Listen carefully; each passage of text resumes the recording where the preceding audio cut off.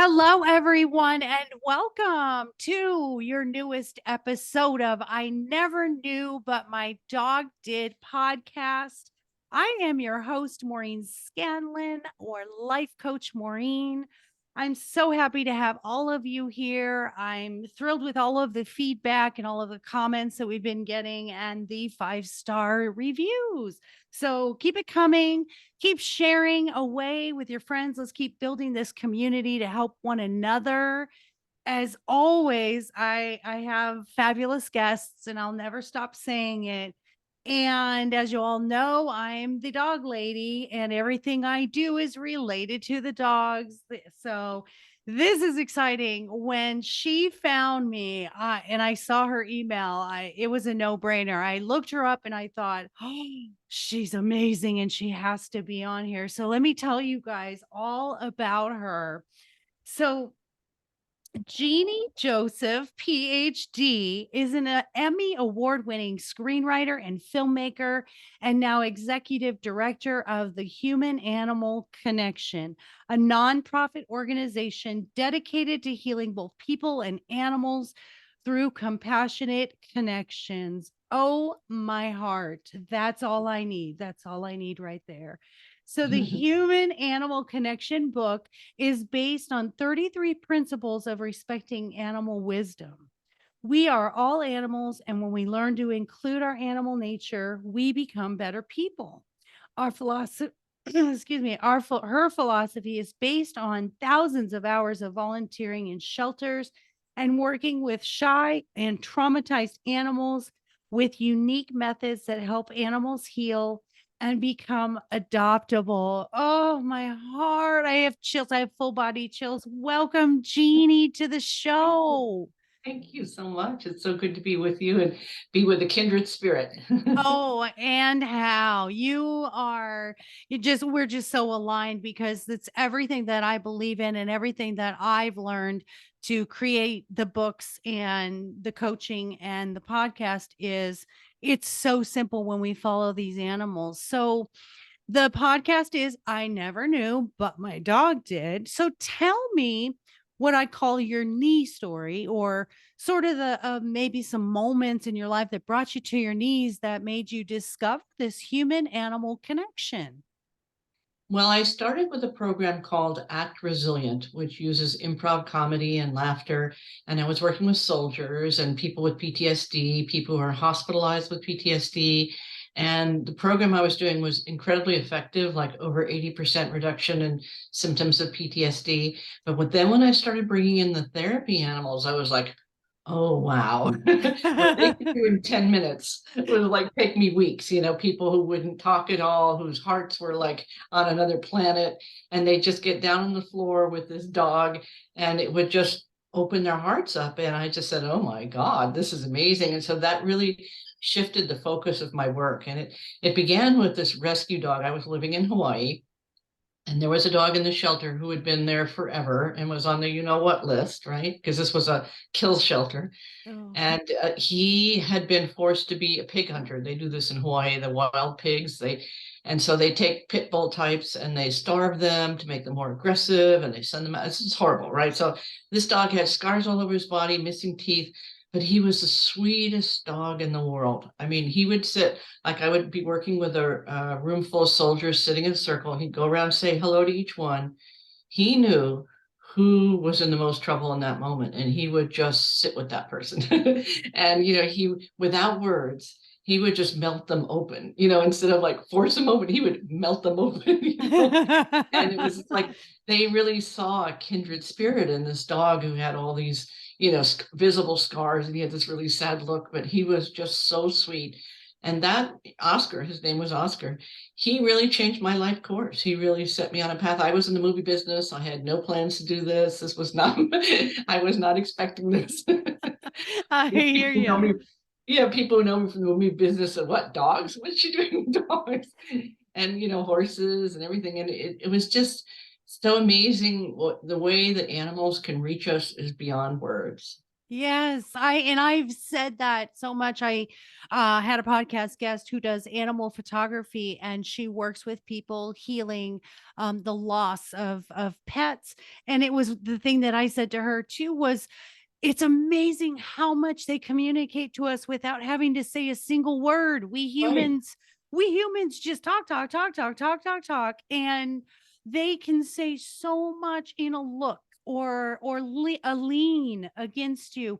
Yeah. I remember at Christmas we went to this little thing they had out in I forget where we went, but it was here in maybe Gilbert or something, and there was a Great Dane, and I walked up, and this Great Dane kept leaning against me, and Oh, I was in love because I had just put my dog down literally like 2 days ago or a day ago, and this dog was leaning against me, and I started talking to the owner, and the owner said, "This is a PTSD service dog, and he will comfort, or she will comfort me and lean against me when she knows that I'm anxious." And I said, "My dog, we just put my dog down yesterday or the day before."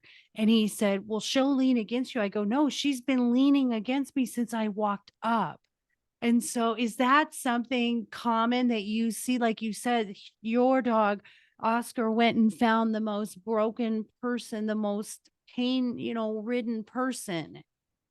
I think it's about 20% of dogs. I mean, that's not a scientific number, that's just an anecdotal number, but about 20% of dogs have this kind of significant awareness of human emotions. All dogs have some awareness of human emotions. So, your pet dog or whatever is going to have some sensitivity to your emotions, but there's a kind of subset, I'd say about 20%, that just absolutely know. And it's just strangers. They know, the person that they live with, children that they've never met. They understand. When I would take Oscar to work with kids, he would, be friendly to everyone, say hello to everyone, but there would be someone that he would just nestle down with. And I didn't have to explain that to him, but it was always, the one child that just really needed more, and he Yeah. would just do it. He would just do it. And he was just so special. So, we will go to the shelters and we'll look for dogs that we think have this potential. We're getting pretty good at identifying that even in a shelter environment, which is horrible as we know,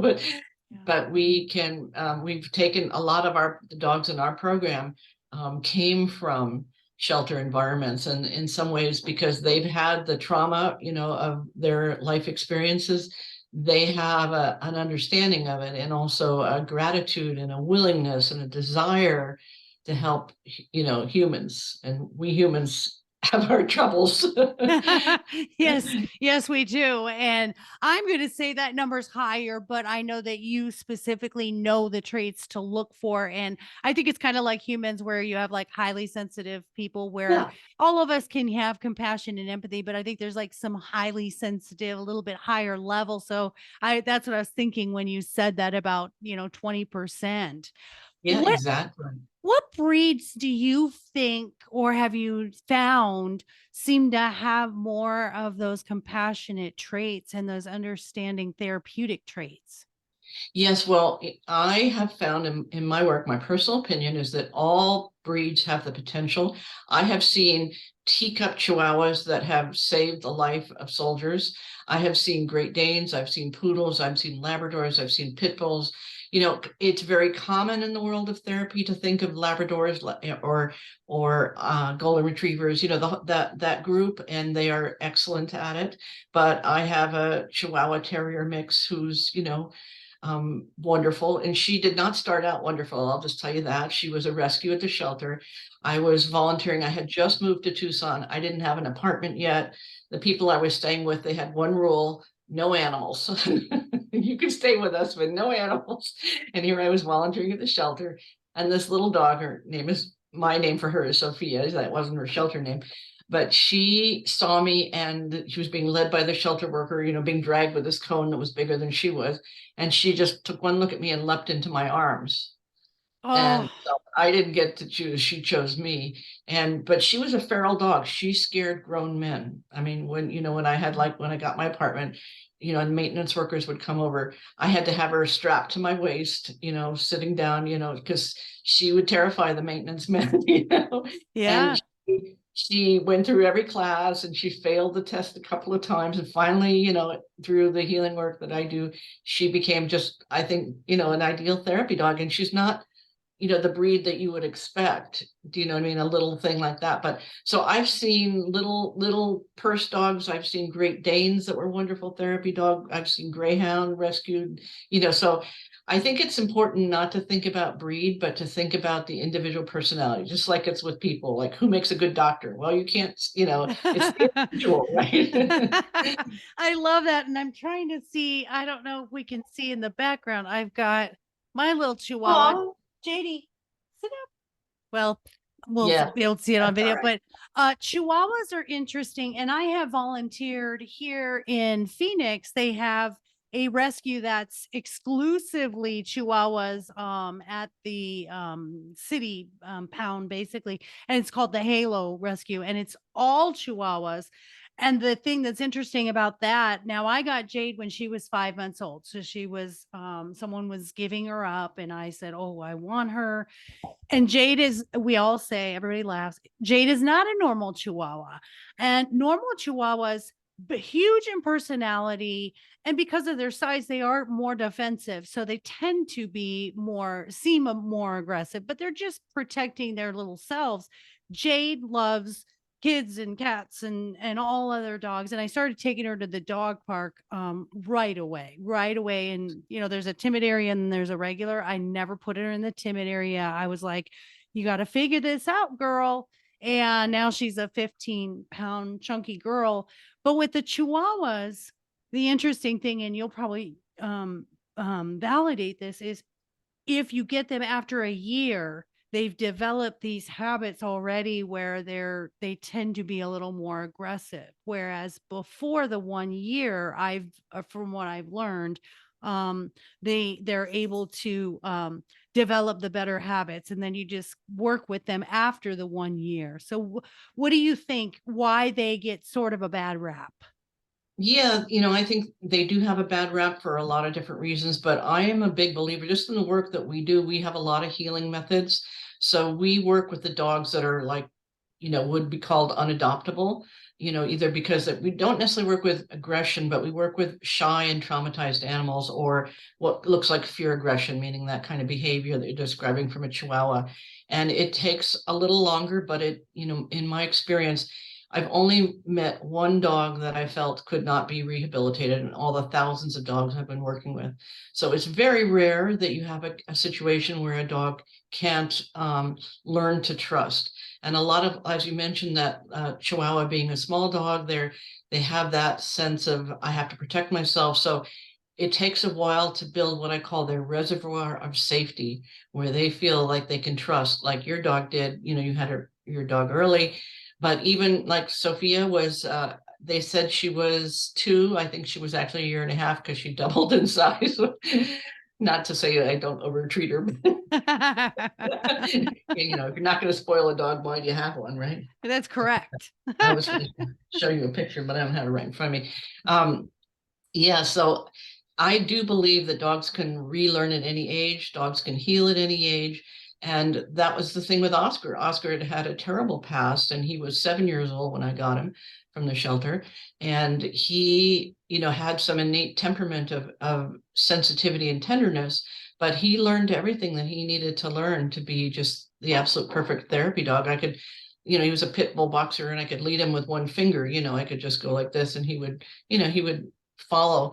So I'm a big believer that it's not so important to think about breed, but to think about the individual. Yeah. And how long does it normally take to sort of get them where they have that trust? I wrote in my book on my dog is my relationship coach.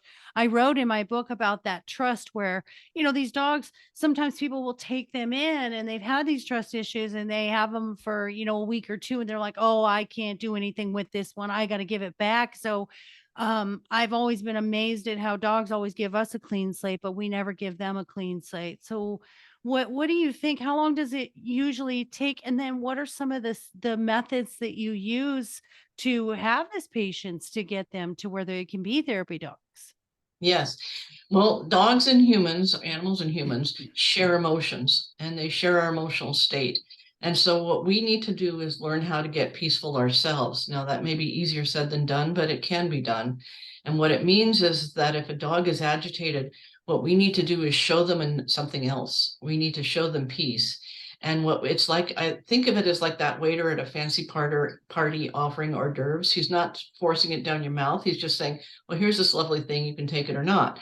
And it's the same thing with teaching dogs how to experience peace, because if they've been in a shelter environment more than about 2 weeks, they are already in that deteriorating cycle. And so it will take different dogs different amounts of time to reverse those patterns, because it's actually their brain gets addicted to the cortisol of the shelter, the stress of the shelter, the stressful environment. They're being continually overamped with too much barking, too much noise, too many smells, too many visions, and not enough freedom of choice.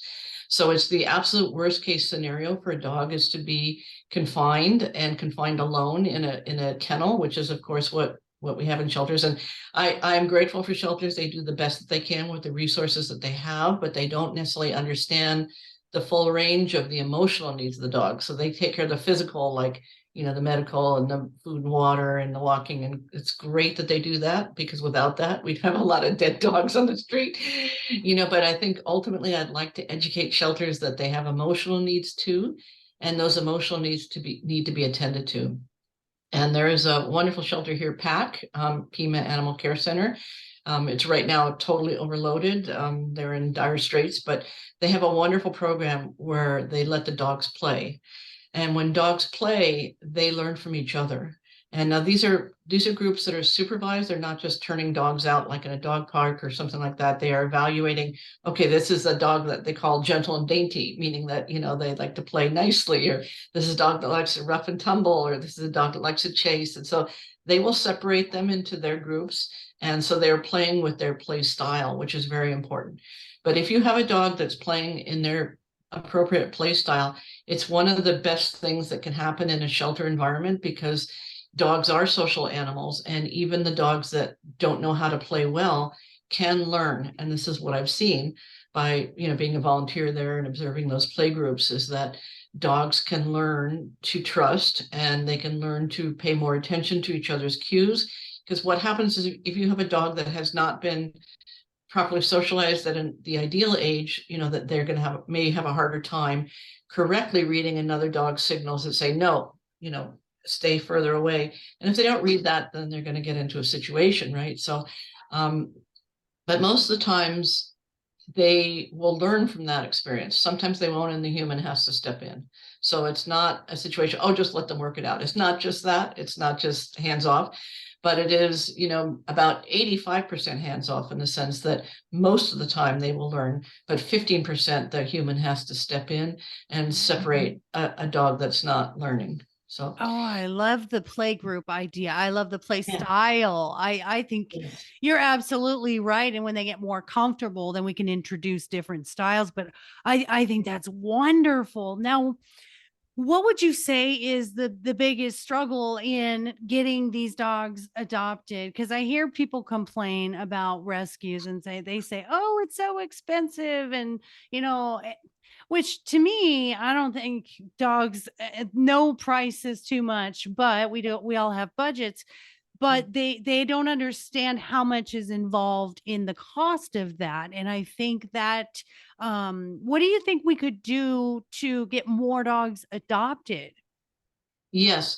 Well, I think, it starts with having a shelter environment that attends more to their emotional needs, so they're not quite as traumatized when they leave the shelter. That would be ideal. Next, we would want to train people. You don't just adopt the dog. You should have to take a course. You adopt Yes. the dog and you take a 6-week course called How to Integrate This Dog into Your Household, so that, people can, and because people who don't know, don't know. I mean, if they had this perfect dog before and everything was fine and all you need to do is feed it and walk it and nothing, no problem. Well, you may not have this perfect dog. And, sometimes people choose based upon breed or look, and then they're surprised because they don't know what they're evaluating in the shelter. And that's why when we work with the veterans, we take a lot of time to make sure we're pairing the right dog with the right person. Yeah. So sometimes people are unaware of what their expectations are in a dog. They're looking for a sweet little lap dog that's just going to cuddle all day. And this is a dog that needs to run an hour a day, or vice Yeah. versa. They're looking for a dog that's going to run and they adopted a cuddler. And so it's really important to help people be truthful, not truthful in the sense of lying, but in the sense of honest about, authentic about what their expectations are for a partnership with a dog, and to find a dog that's the right match to that. So that's really Yeah. important.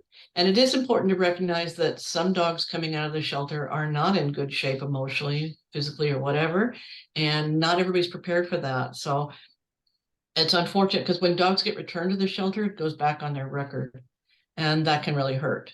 And sometimes it's just as simple as, well, we had kids and we weren't watching, and the kid was pulling the dog's ear, and the next thing you know, there's a bite. Now we have a bite on the on the record, and that the next person, oh, bite, I'm not going to adopt that dog. He has a bite history. When it was really the people who were not aware of what was going on, or not observing, not making sure that that dog was safe, especially first coming home. So I think people need to be better educated. And that's what my book is all about, the human animal connection. We really talk about all the ways in which dogs are communicating all the time, I believe, and some of us believe that you can actually talk to them in words, as animal communicators, but at the very least, they're communicating with their body language, and they have opinions and thoughts and desires. And it's up to us to be recognizing that. And what happens a lot of times in a new adoption is that people are not reading the dog's signals. So the dog is saying, hey, I need to go out. This worked in my last home, and they don't know that. And so they ignore it. And then there's an accident and this dog goes back to shelter. They say, Yeah. this dog pooped in my house. Well, yeah, well, were you watching? Were you walking? What were you Yeah. doing? Oh, I love all of that. You're so right. It's more of a training of the owners than it is a training of the dog, because every dog I've ever had has adjusted to the things that my lifestyle, or the things I have never had really a dog that didn't get me. They watch you, they observe you. What I find it comes down to is, if you don't have time to spend and give a dog attention, you can't expect a dog to just mold. It's like having a child and saying, I'm not going to interact with this child. They should just learn how to behave with me, instead of really communicating with them. And I love everything that you said there. And I agree. Just like humans, we pay attention to these physical needs, but just like foster children and stuff, we need to really focus on that mental and emotional state of the animals. And I just adore them. Tell me a really good story that was either touching or amazing to you, that really reinserts why you do what you do. We have a program called Canines Teach Compassion, which is our high school program. And we bring the therapy dogs into the classroom to work with kids. And we're working with kids that are in counseling, so they already are having issues that they're dealing with. And, what we find, like, there was this one, I'll just tell you about one boy, and that, he didn't talk at all. He just didn't talk. And he looked, I don't know if he had skipped a grade or two, because he was visibly younger looking in a high school, but he looked like he was a couple of years younger, and just completely isolated, not connecting with anyone. And he was probably maybe about, little guy, maybe 70 pounds or something himself, right? And we had this English bull mastiff, was 130 pounds, very gentle dog, right? Owned That's by a retired general. Dog's name was Shadow. So she was so sweet. And she just picked him. She just picked him, and she licked him, and she licked him, and she licked him, and she could have knocked him over. And after that, he started talking, and you couldn't shut him up. I mean, it was like every class he wanted to talk. What are we doing next? What happens? What's happening? What's this next? What's happens now? And it was just so beautiful to watch this dog who had never licked anyone in class, because normally therapy dogs don't get to lick. Some are allowed, but this was not a dog that would do this normally. And all the other kids saw that this kid was picked by this dog. yeah. And it's like, you're my special person, you're my special boy. And he just shined after that. He was talkative and engaged, and it's like you could have spent a lot of therapy money, and not gotten that result. So that was very, very powerful to me to see that. And there was another girl in class. This was during COVID, so they were all wearing their masks, right? And she was, I guess their technical term was operational defiant. She would just say no to everything, and she wouldn't wear a mask. And they'd say, well, you can either wear your mask, or you can sit in detention for the whole day. And that meant being in a room alone all day. She would choose detention for sitting in the room alone the whole day rather than wear a mask. So that's what she would do, and the second day of class, she came to class, and we hadn't even started yet. And she was like all excited. She said, oh, and we give them little notebooks to write their journal things, the exercises. She says, I forgot my notebook. Should I go get it? And the librarian's jaw dropped. She said, I have never seen her cooperate with anybody. The dog. She said, that's why you guys are here. Oh, And the schools, there are the ratio in Arizona of guidance counselors to students is like something like 900 students for every one guidance counselor. There's no way that the guidance counselors, they just, it's impossible to help that many kids. And so what the dogs can do in a very short period of time is really extraordinary. And we teach them how to recognize stress in the dog. So we're not talking about their own emotions, but we'll say like a dog at a 10 is dangerous. You're going to get bit. Somebody's going to get hurt. And a dog at a 1, it's like nothing bothers them. You could drop something, they're barely going to look up. Everything's fine, very peaceful. And we show them that the dogs, to get them to recognize the different states that dogs are in. And then we teach them, oh, this is true for you too. oh. And so they begin to recognize their own emotions. And so we ask them when they first come into class, after we teach this, what is your stress level, right? 0 to 10, right? And then we ask them after they've interacted with the dogs. We get between 50 and 60% reduction in stress just from the 1 hour class.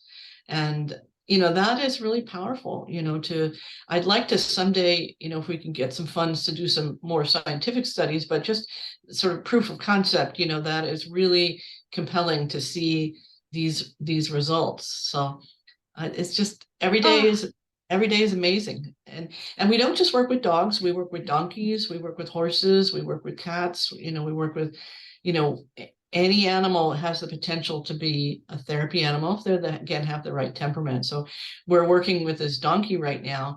His workshop is called On Donkey Time. And it's all about, resisting our temptation to pet this cute little miniature white donkey, right? It's so tempting to want to just hug and touch and scratch. And sometimes he likes that, but sometimes he doesn't. And so what we teach the humans is that you might have to at first resist your temptation to go put your arms all over him and hug him and everything. Let him come to you.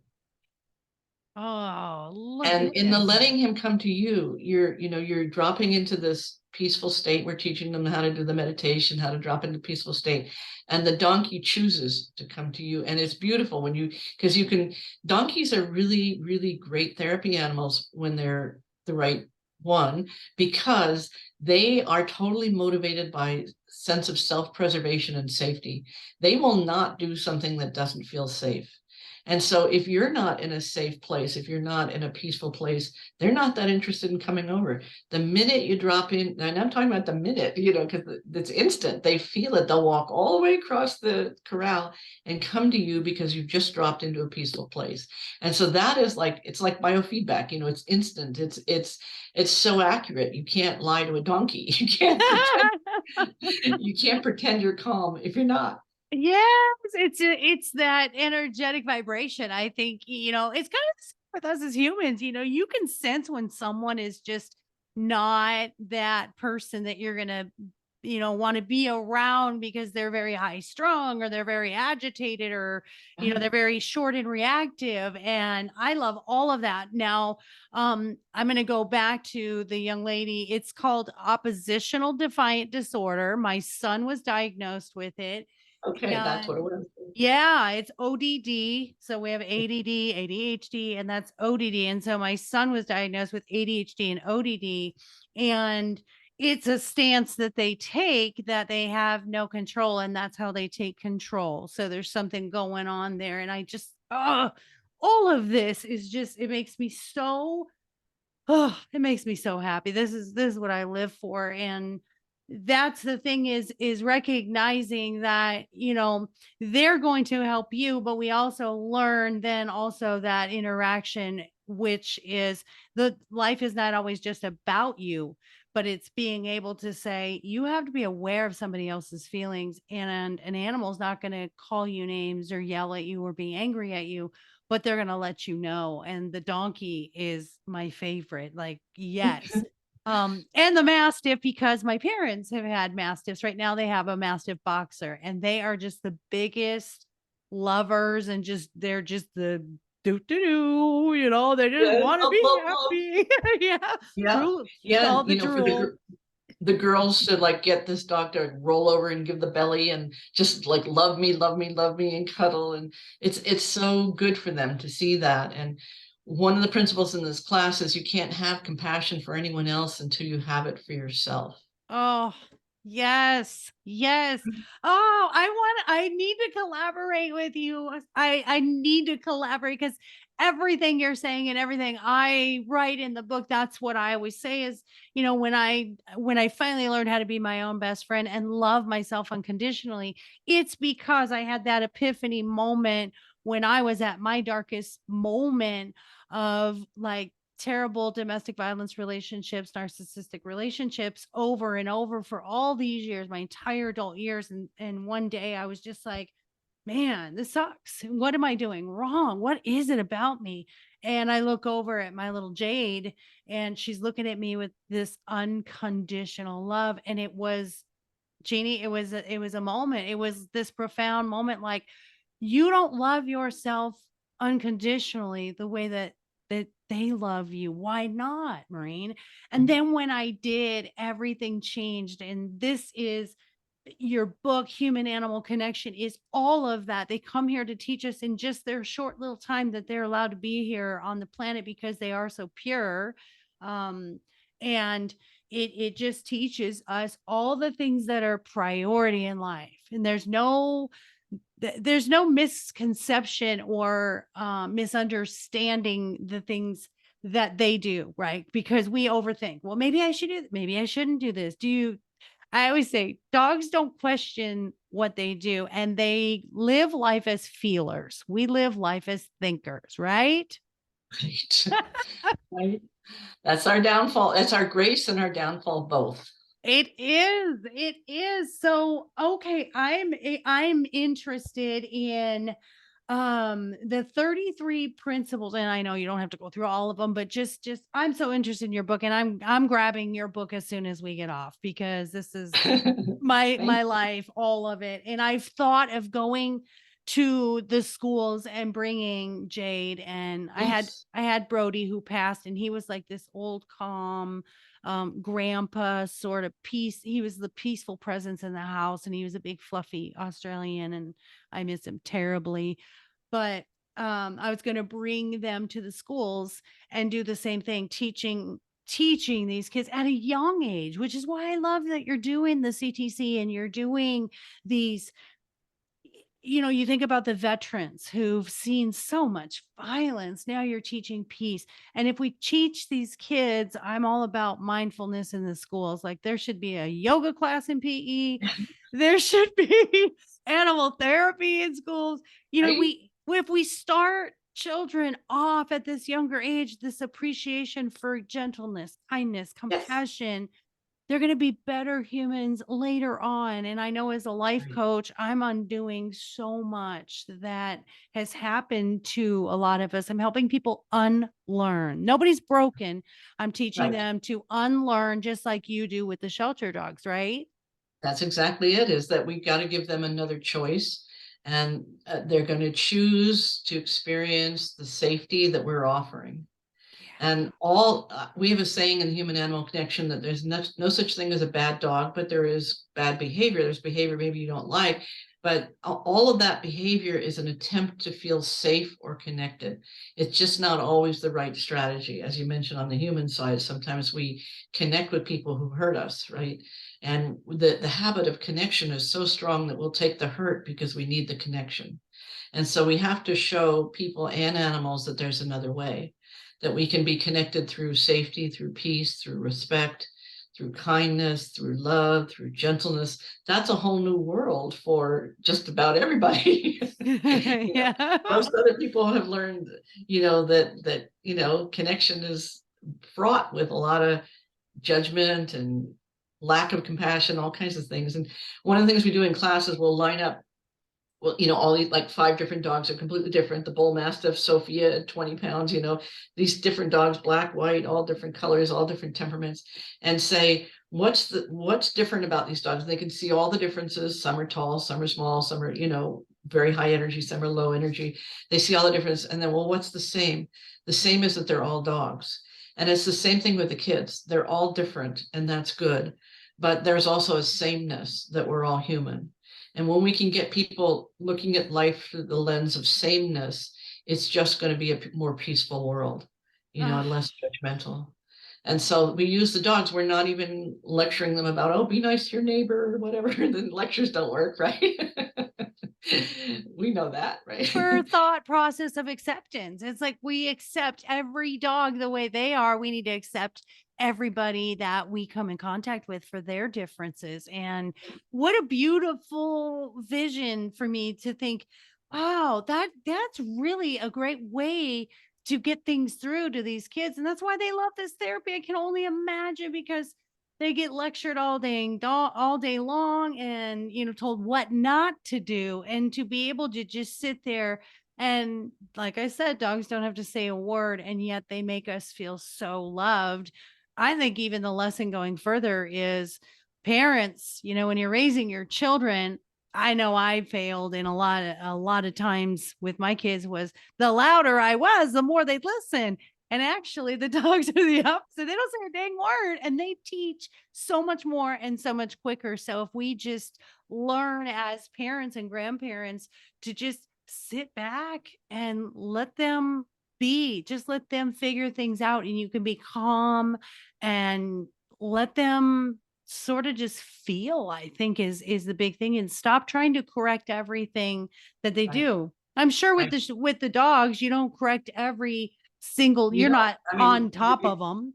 exactly. And that's why we do in the Canines Teach Compassion class, we have the kids teach dogs some simple tricks, very simple things: how to jump through a hoop, how to go through a tunnel, how to focus, because not all dogs are naturally make eye contact. And the reason why I discovered how focus was important is when I would volunteer in the shelter and somebody would adopt this dog, and I'd say, well, what made you pick that one dog when there's another 499 dogs here? Why'd you pick that one? And they go, oh, I don't know. It was the way he looked at me. I couldn't leave him. And I was like, oh, okay. So after we teach the dog to sit, the first thing in the shelter they need to learn is focus, how to make eye contact with a human, because that's what's going to get them adopted. The dogs that are cowering in the back of the kennel and people think they're afraid, they just walk by because they don't want to scare them. They don't want to make it worse. So they just walk right on by the dogs that are scared. But if a dog is sitting there and he's like looking at you like, take me home, you're going to have a hard time not taking him home. And so Yes. we teach the kids that. And one of the things that they see, like, for example, with the hula hoop, going through the hula hoop, Sophia knows it. So she'll go first and she'll demonstrate, the other dogs will watch. And then Bailey, who's our trainee, he's not certified yet because he's just a little bit of a, crazy guy. So he takes one look at the hoop, and he's being lured with the treat. He goes around the hoop to get the treat and not go through the hoop, which is brilliant, right? That is a sign of a smart dog, because they're doing what is the least amount of energy expenditure to get the treat. That's this really smart strategy. It's not our strategy, like we wanted a different outcome, but it's a sign of intelligence to find a better way other than the one that the person is asking for, the teacher's asking for, the parent's asking for. So we have to respect that, and it makes the kids laugh. Everybody laughs when Bailey does that.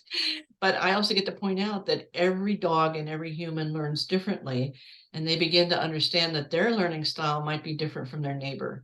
So their neighbor who's getting, sitting next to them getting A's or whatever, maybe they have a different learning style. It's easy for them to listen to a lecture or read a book and get the information. And maybe this child needs something different. They need to touch or do or something different, or hear somebody explain it to them. So this, when they see how the different dogs learn differently, and there are some dogs they'll be so perfect at one thing in class, and then you show them the tunnel and they're terrified. You know what I mean? Yeah. And then we all watch the dog kind of go, I'm not doing this, I'm going, and then lure, lure, love, love, cheer, cheer, and they go through. And then we talk about what is it that motivates this dog? Was it the cheering? Was it the petting? Was it the coaxing? Was it the treat? Because every dog is motivated just a little bit differently. I mean, they all like, most of them like treats, but not all. And then we help them understand, well, what motivates you? And what, the guidance counselor, this lesson blew her away because she said most parents have no idea how to motivate their kids. And she was talking about one child, and the child wasn't doing what the parent wanted, and the parent kept taking things away to the point at which the room had no door, on their bedroom had no door anymore, nothing, no toys, no electronics. They just kept taking things away, and taking things away was not what motivated that child. That child needed something different. And so every child is different. And when the kids understand it, it can help the parents understand it. If we can say, hey, I just need you to say, hey, you did okay today. I just need you to Yes. say. And so when we say good dog, we also want to teach the kids. We have this thing, this is an acupuncture point. We just gently tap on this place right here, and we just say good person, good person. And we do it to the dog, and we do it to the person.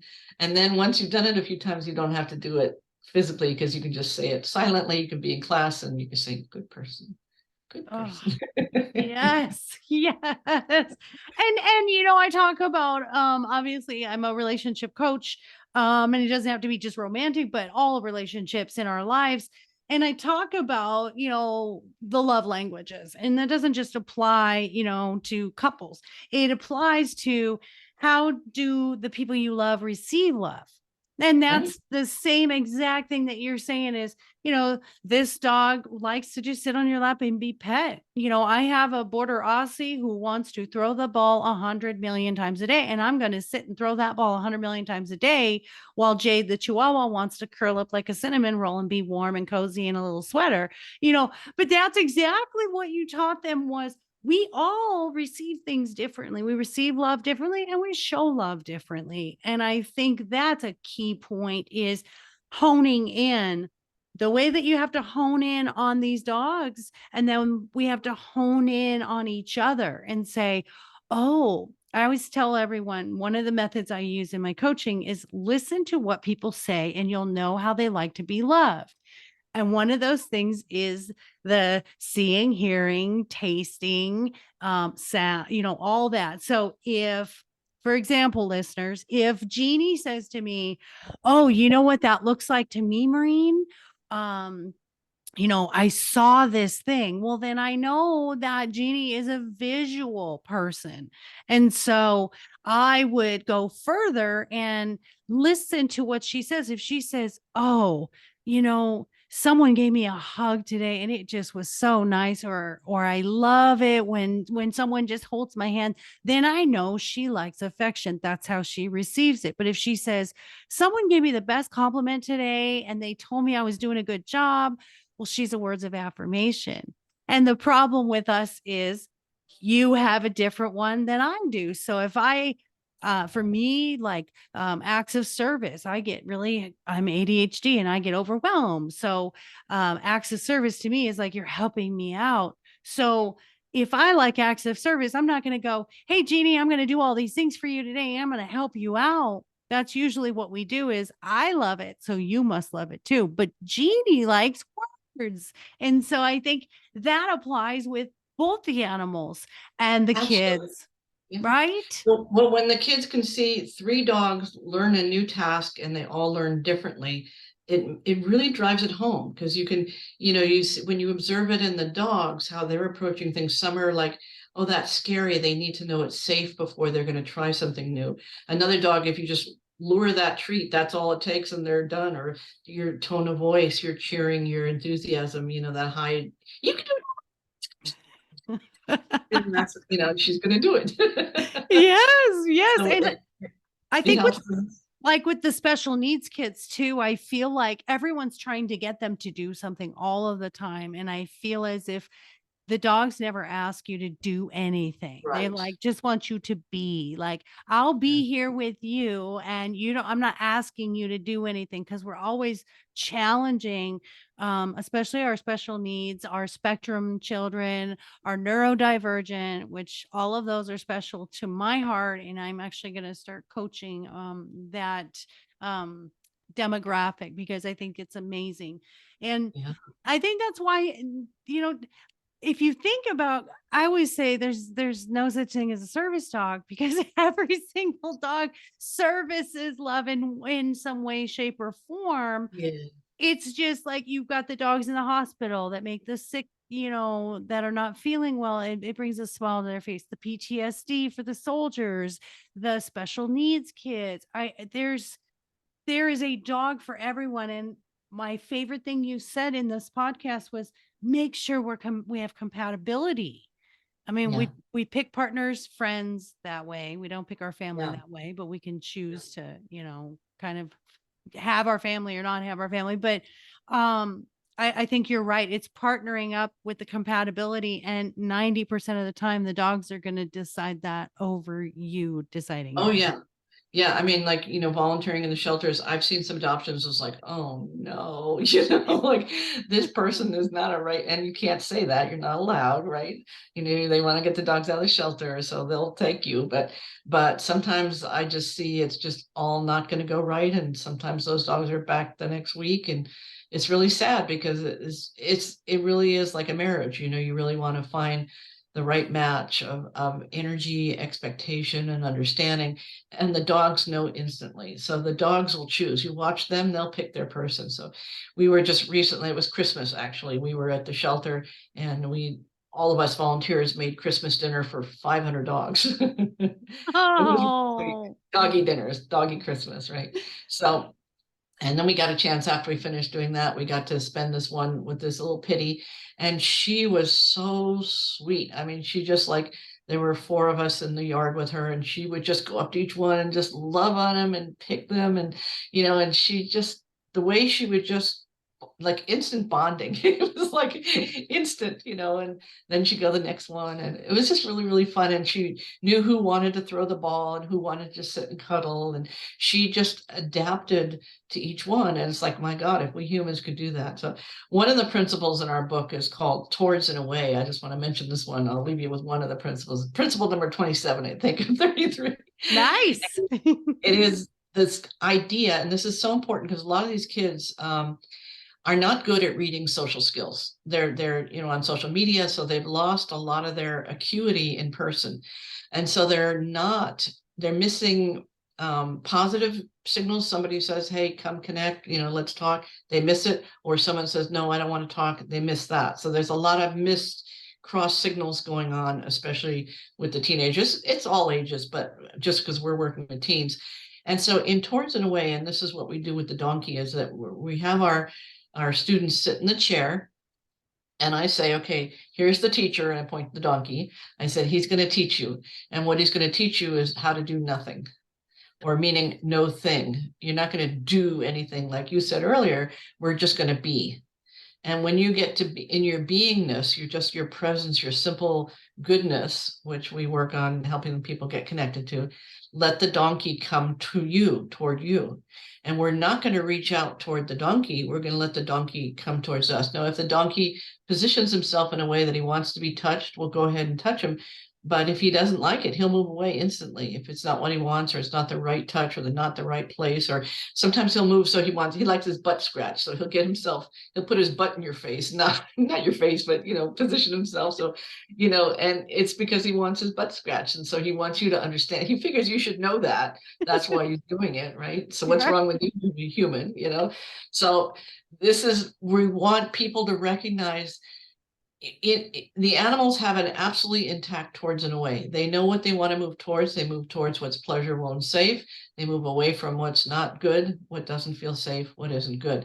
As humans, we've had to override our own natural Towards and Away so often, have to stay with someone who's not healthy, or in a work environment where we're forced to be with coworkers we don't feel comfortable with. So we're constantly overriding our own natural guidance of Towards and Away. And what happens is then we don't know. So then we start moving towards what is not good, and we move away from what is good because our wires are crossed. Yeah. And so working with the animals, watching them be absolutely authentic about towards and away is so helpful. And we teach people before the class begins, don't take it personally if the donkey doesn't come up to you or the donkey doesn't want your touch, because it's really tempting to think, oh, he doesn't like the way I smell, the way I look, or whatever. No, the donkey just is, whatever. He's got his own reasons for moving away. Maybe he's had enough touch. It could be anything. And so it's a challenge to not take it personal. But what we do is we start to really observe in his eyes and his ears before it even gets to his feet when he's turning away. So sometimes, like with the dogs, because they're so used to being nice to us, they'll give us just an away like this. And that means, okay, I've had enough, or I don't want that touch anymore. And humans often will miss that. They're on autopilot and they're still petting for themselves. We call that taking touch instead of giving touch, when you're not paying attention to the dog's or the animal's desire for a particular touch or for how long or where. And so giving touch should feel as good to you as to the animal. And that's what we want to teach people, is to have that mutual respect, mutual recognition of energy, mutual recognition of towards and away, mutual recognition of what's desired, what is the animal's opinion. So that's one of our principles, is that we respect the animal's opinion. And it's our job to listen, to see, to feel, whatever your senses are that you work with, to smell if the animal wants attention. So with the donkey, and one of the things I talk about in my book, The Human Animal Connection, is that when dogs are healthy, their senses are in order, meaning they go nose first. They experience the world nose first. They come up and they sniff you. When a dog is traumatized, like in the shelter, their senses get out of order. They've had too much auditory stimulation, all the barking, too much visual stimulation, strangers walking by all the time. Their senses get out of order and they stop using their nose, and their eyes and their ears are overreacting. So the way we work with those dogs, dogs have been traumatized, been in the shelter, is we want to get them going back to nose first. And so we offer a stinky treat, to get them really, like I say, stinky to us maybe, but hot dog, chicken, something bacon, something that smells really good, to get them oriented towards nose first. And we're silent. We don't look them in the eye if they're scared. So we're taking away visual and auditory stimulation. We're doing silent interaction until they feel more comfortable. And then we can certainly add back, looking and talking to them, but we're not necessarily going to talk first. This is, again, a very shy dog I'm talking about. So it doesn't mean your home dog. You can certainly talk to your home dog, but when we're working with the shy dogs, this is a really important thing to help them go nose first. And with the donkey, when he'll come over and he'll just put his nose right near me and he'll smell my breath. And he'll be really interested in, and the animals, they can tell, all kinds of things about our emotions through our breath and stuff. So it's just the politest thing in the world to just breathe together, for the donkey and me to be kind of nose to nose. And I'm just kind of breathing normally, and he's smelling my inhale, and I'm watching his nose just take in my breath.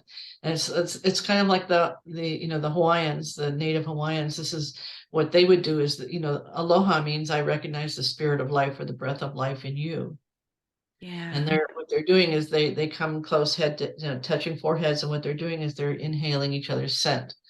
So, this is a very natural thing.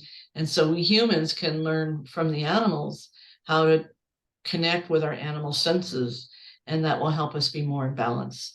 So paying attention towards it away. And like, even if you're in the line in the grocery store, sometimes you feel like, oh, I don't really want to be near this person. You don't necessarily have a choice if you're packed into a line, but just recognizing that for yourself, just say, this doesn't feel like comfortable energy. This person's really angry, or this person's got some stress, and I don't really enjoy that. And maybe you can't do anything about it in that moment, but just owning that experience will help you reconnect with your native senses of towards and away. And that Oh, will make sure that you make better choices. all of this is so fantastic. You're so right. The nose first is fabulous to me. Um, I just envisioned myself like nose to nose with the donkey. I would be in absolute heaven. But I do this thing that I just started with Callie, my border Aussie, where I say, "Give me nose," and she'll put her nose down, and that's what I'll do is I'll kiss her nose and I'll put my forehead, and I can see her little eyes looking at me, and we're just like there for a minute. So I love that. I've been doing nose first. Yeah. It's amazing how you guys are so in tune, and you are such a gift to this world because of that, to be that in tune and understanding with animals. Because I firmly believe that they have so much more wisdom and heart and love in them, that unconditional, I just want to love and be loved. And I just think it's so beautiful. And on the same lines with you, it's following intuition. And that, towards in a way, is your intuition as a human. So if it doesn't feel good, don't do it. And that's in my first book, My Dog is More Enlightened Than I Am. That's what I say is we were trained, basically, I'm going to use training. We were trained to do what we were told to do, whether we liked it or not. And that's your childhood. That's your programming. And now when you get older, you're allowed to start being more aware of that. Like you said, as teenagers, I now have a 15-year-old, my grandson, living with me.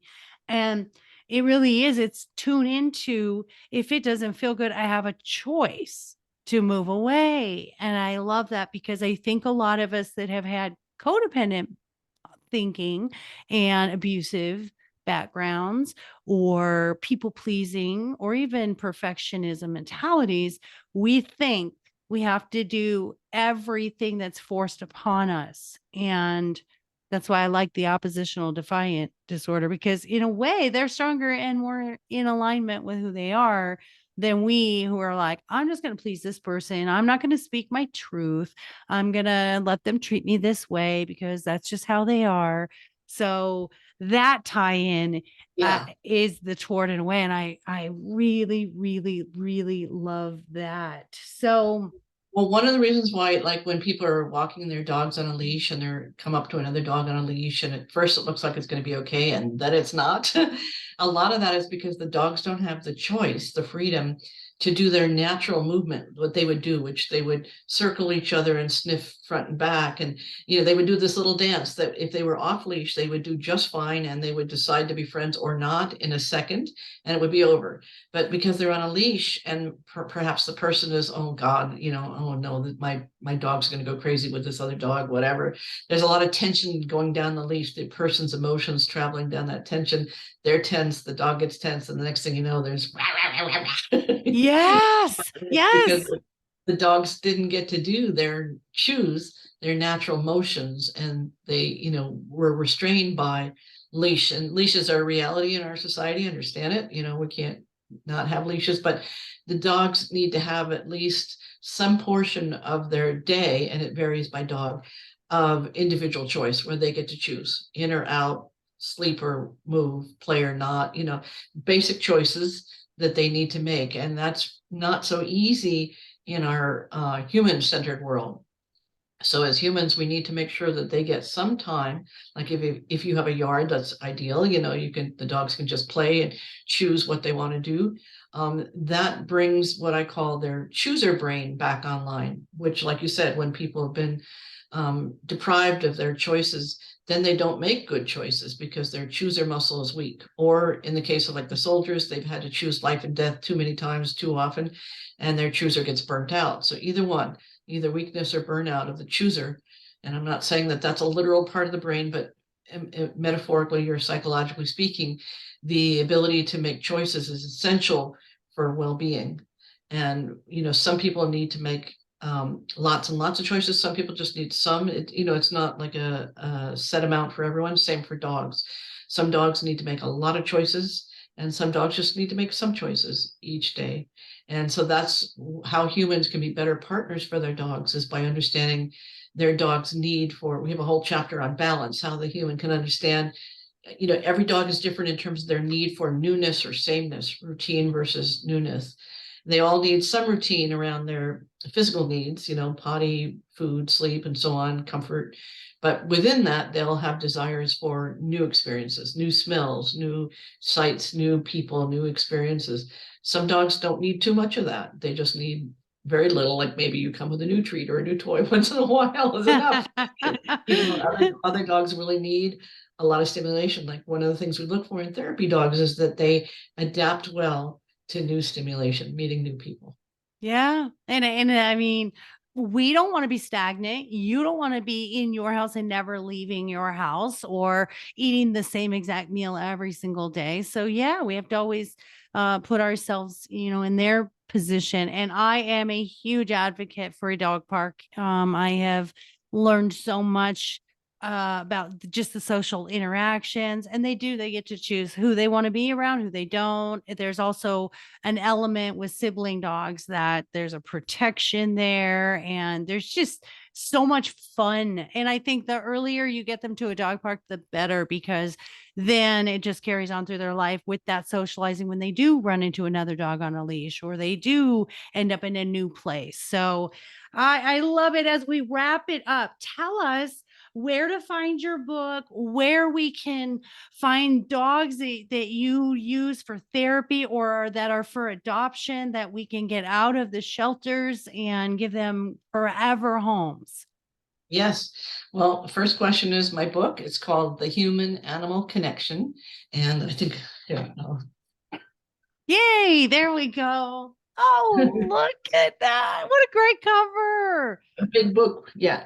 It So that is is. available on Amazon or wherever you get your books. And I hope that you'll read it. It goes through everything that we've been talking about, our 33 principles. And if you're volunteering with shelter dogs, you'll learn so much. If you've got dogs at home, you'll learn so much. If you're interested in therapy dog work, you'll learn so much. And we also have a website, thehumananimalconnection.org. We have tons of resources, including a 60-minute podcast that's free to evaluate whether or not your dog would be a good candidate for therapy dog work. So that is a great resource. We've got tons of blogs for free on our website.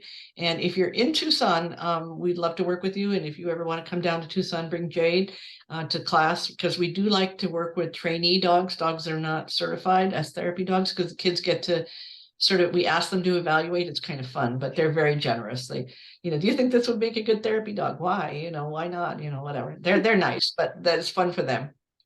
And if you're in Tucson, we'd love to have you work with us. Or if you would like to adopt a shelter dog and you're looking for a therapy dog, we'll help guide you on that. We are in Tucson, but we do Zoom conferences. So people who have individual issues, I do animal communication. I don't do medical issues, but I do relationship issues like you do with your coaching. So I look at what's going on in the dynamic between the human and the dog. Where is the communication being missed? And how can people get back in sync with their dog? So I do that by Zoom. So wherever you are, you can contact me either through Maureen or through my email that you'll find on my website. And it's just been a delight to talk with you, Maureen. It's so fun to talk with someone who gets it. Oh my goodness. I love it. I love it. Just all of it. I do. I totally get it. And you even, you taught me so much. So there's my second, Oh, and that's Callie. That's the border Aussie, the little derpy. And then this is the first one. And that's yeah. my big boy that passed away at Oh, Christmas. And then there's JD. Jade. Yeah. So it's I believe all of it, and I know that my dogs really changed my whole life. They started my spiritual journey, and there's nothing I can't say about dogs that does not involve love. So you are a gem. I'm so happy you were here.